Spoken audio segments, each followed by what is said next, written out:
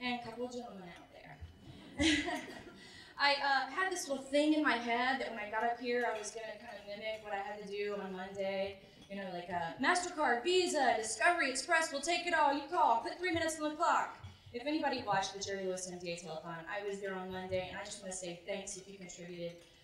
The Tri-State overwhelmingly just came out in droves to help with that. And fortunately for the Business Courier, and fortunately for Life Size Media, they saw me on Monday. And so, because Lisa Cooney could not be here today, they called me up and said, hey, you Emcee, can you come on? And I was like, absolutely, great business opportunity. So Life Size Media, we are a video production company, and we do media training as well. You guys, look it up on the website. We have a lot of fun, and we're really good at what we do, and we enjoy our work, which makes it good for our clients. But really, I just want to say thanks to the Madison for hosting this event this morning. Isn't this location beautiful? We also want to say thank you to the women, the Biz Women, you ladies out there who are newcomers for coming today. And thank you for our old hats. We appreciate you all ladies being here as well. I think you all know it's a phenomenal networking opportunity for us all. We're going to start the table discussions at our breakfast tables in just a few minutes, but first some housekeeping issues. We're going to later introduce you to Peg Myrtle, the Senior Vice President and Territory Executive Community Development Banking with PNC. That's a big title. That means she has a big job. Well, let's give you a little bit of background about Biz Women for you ladies who have not been here before. The focus of Biz Women is around a 4-part theme of connecting, supporting, learning, and growing our region's women's marketplace. Today, we are going to focus our discussions on the grow aspect of this theme. The Business Courier has launched a new Biz Woman website, and yes, I have logged on. If you haven't, you absolutely should. You can reach the site via the Courier's homepage by visiting cincinnatibizwomen.com. Information about upcoming breakfast, cabinet events, and the brand new Biz Women blog are on there. If you haven't had the opportunity to check it out, I really do encourage you to do so. It's a phenomenal networking opportunity so you can see what's coming up. Thanks again to the Madison for hosting today's event. Why don't we give a big round of applause to the Madison and to the folks for helping us out today.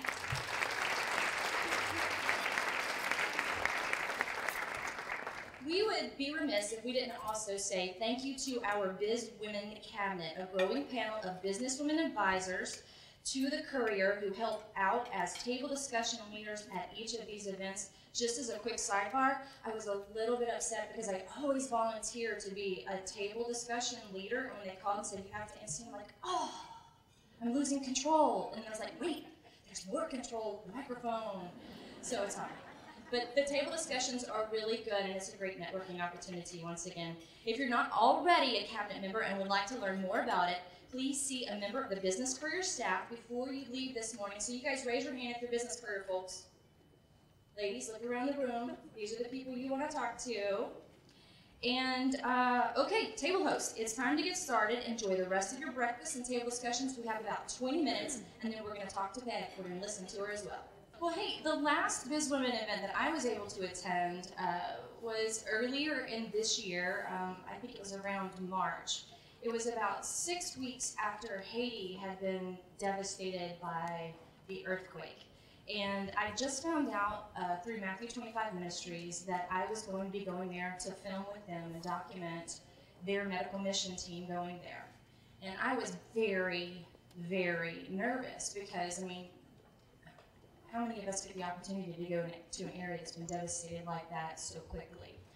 Well, we were upstairs in another room, and I remember standing in a group of women, powerful women.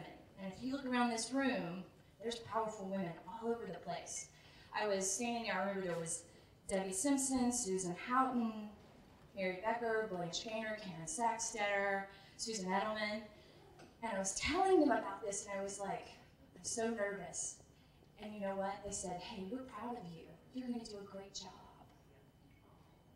How often does somebody tell you they're proud of you? That's what this group, this organization of Biz Women is all about. And that's what the environment, the Biz Courier, thank you very much, has created for all of us to find those empowering women who are supporting us. So I hope you are finding that at your tables today. We had a great discussion. I was very blessed to be sitting here at this table with so many like-minded women. The words workaholic came up. Anybody else? Workaholic? Also, golf came up. Anybody relax? Golf? Golf? Anyone? Well, we had a few good points. They said that some of our people at our table said that they like to create a culture at work where people want to come to work. So we hope that you all are creating that culture and also included in that culture. We also talked about integrated lives, where we bring our work home, but it's also part of who we are, and we enjoy doing it. And it's okay to do that sometimes. Without further ado, I also just, I carry this little slip of paper around with me. I have a brother who's in the Secret Service, and he treated me really badly when we were kids, but he is an awesome and incredible person now. And he gave this to me. He gave this really old piece of paper. It used to be white, really it did. And he said, he gave it to me when I was going through a rough spurt trying to figure out what I was going to do in my life.